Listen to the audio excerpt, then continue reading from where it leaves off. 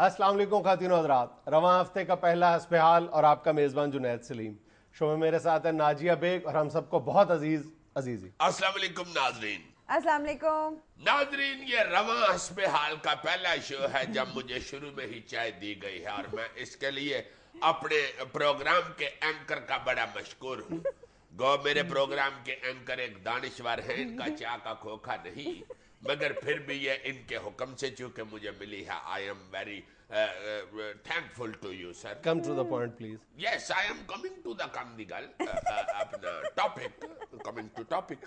यार असल में पाजनाद में चाय पीता हुआ ये सोच रहा था कि ये ड्राई मिल्क खुश्क दूध की चाय और ताया दूध की चाय में बहुत फर्क होता है। जिस तरह तुम्हारे कप में और मेरे कप में बड़ा फर्क होता है। कितना मजलूम बनने का, कितना शौक है इसको मजलूम बनने का। क्या फर्क है तुम्हारी चाय में मेरी चाय में? वो लबालब भरा होता है, ये जेरे लब भरा होता है। यही कहना चाह रहा हूँ, लबालब और जेरे लब। यार क्या मैं अक्ल वाली बातें करनी शुरू हो गया। माशाल्लाह माशाल्लाह। यार ये मेकअप मैन को कहो इधर मुझे कालक लगाया कर, मुझे नजर लग जानी है। मुझे पहले भी 2-3 दोस्तों ने कहा कि ये क्या बात है तुम्हारी। अच्छा, मैं ये कहना चाह रहा था कि यार ये जो फ्रेश दूध की चाय होती है उसमें और खालिस दूध की चाय में भी बहुत फर्क होता है। मैं तुम्हें हैरान कुन बात बताऊं कि मैं शहर में जो हम रूटीन में चाय पीते हैं या दुकानदारों से या ग्वालों से दूध लेके जिसकी चाय बनाते हैं उस चाय में और गांव में जाके किसी खालिस दूध से चाय बनी हुई जो है वो अगर पी ले उसमें बड़ा जमीन आसमान का फर्क होता है। अच्छा, वैसे अब गांव में जो दूध मिलता है उसके बारे में तुम्हें पूरा यकीन है कि वो खालिस होता है? नहीं, मैं जिसकी बात कर रहा हूँ वो मेरे सामने खालिस ही था। मेरा एक दोस्त है जिसे फास्ट फ्रेंड नहीं कहते, वो है मेरा चौधरी नन्ना, बड़ा भाई है अपना। अच्छा। उसके मैं गांव गया हुआ यार, उसने खालिस चोटी का दूध मुझे निकाल के तो उसकी चाय पिलाई अपने सामने। तुम यकीन करो यार, मैं हैरान हो गया कि बचपन में इस तरह की टेस्ट और स्मेल आया करती थी कभी न कभी। अब तो वो मैं बिल्कुल भूल ही गया हूँ।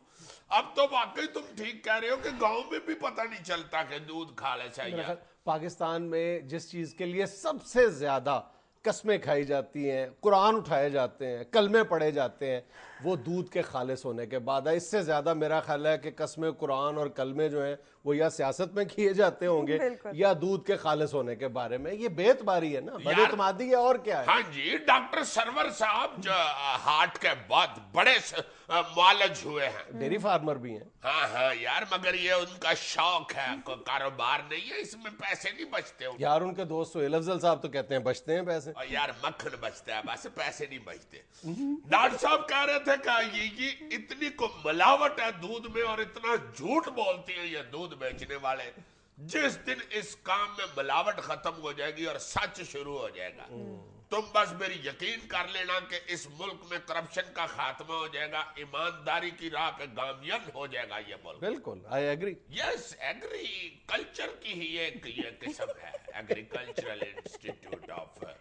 चलो, हमने तो ईमानदार पता नहीं होना भी है या नहीं, हमारी किस्मत में, हमारी कौम की किस्मत में ईमानदारी की नेमत लिखी भी है या नहीं, लेकिन मैं ये समझता हूँ कि अगर हमारी हुकूमत थोड़ी सी सिंसेरिटी शो करे, इतना सा भी इखलास शो करे ना, अगर इतना सा, और सिर्फ लाइफ स्टॉक के मामले में, तो यकीन करो कि न सिर्फ ये कि पूरी कौम को पीने के लिए खालिस दूध भी मिल सकता है और हम ये जो जिस हम इक्तिसादी बहरान में धंसे हुए हैं, जिस दलदल में हम बुरी तरह धंसे हुए हैं, इससे हम बावकार अंदाज में बाहर आ सकते हैं। बिल्कुल, यानी हमारे जो ज़रई माहिर हैं इब्राहिम मुगल साहब, उनकी कैलकुलेशन बिल्कुल सीधी सीधी है। वो कहते हैं कि इस वक्त इस यानी बदतरीन सूरत हाल में हम दुनिया में चौथे, बाज़ ज़राए के मुताबिक चौथे और बाज़ सर्वेज के मुताबिक 5वें नंबर पर है दुनिया में दूध की पैदावार के लिहाज से। हमारा वतन अजीज जो है इस वक्त इस खराब हालत में भी चौथे और 5वें नंबर पर है।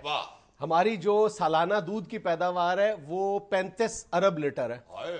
اور اگر ہم تھوڑی سی محنت کر لیں, یعنی اس کی جو لائف سٹاک مینجمنٹ ہے وہ اچھی کر لیں, اس کی ٹرانسپورٹیشن اچھی کر لیں, ہماری جو گائے اور بھینسیں ہیں ان کی صحت کا سائنسی بنیادوں پر خیال رکھیں, دودھ کی پیداوار بڑھانے کے لیے دنیا میں جو کچھ ہو رہا ہے اس کا یعنی 50% بھی اس پر عمل کر لیں, تو ہماری یہ پیداوار بآسانی 2-3 سال کے اندر یعنی 34 ارب لیٹر سے جمپ کر کے 60-65 ارب لیٹر تک جا سکتے, یعنی دگنی ہو جائے گی. اب اس 60-65 ارب لیٹر میں سے اگر ہم اندرون ملک 40 ارب لیٹر بھی استعمال کر لیں تو ہمارے پاس 20 ارب لیٹر فالتو دودھ بچتا ہے, جس کو اگر ہم بیرون ملک یعنی خشک دودھ کی شکل میں اگر بیچیں تو ہم سالانہ 10 سے 15 ارب ڈالر کما سکتے ہیں. 10 سے 15 ارب ڈالر. یار یہ تو تم مقدار کی بات کر رہے ہو نا, بڑھ سکتی ہے یا بھی کٹ ہے. میں تو کر رہا ہوں بات خالص کی اور نہ خالص دودھ کی.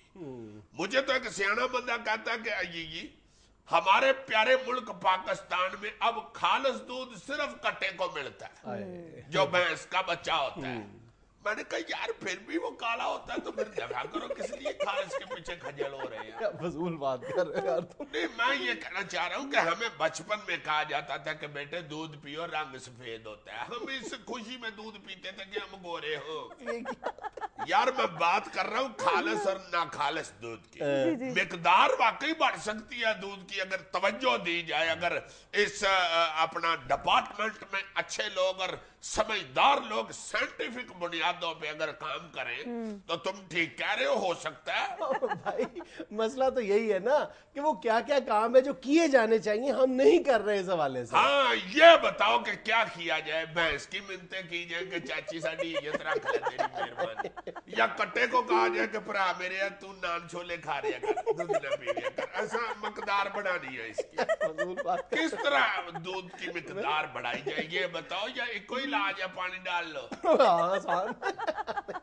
اس کا جواب تو میں دیتا ہوں لیکن ایک چھوٹی سی بریک لے لیں پھر بات کرتے ہیں. I am glad to you. ناظرین یہاں میں لینا ایک چھوٹا سا وقفہ, ہمارے ساتھ رہیے گا.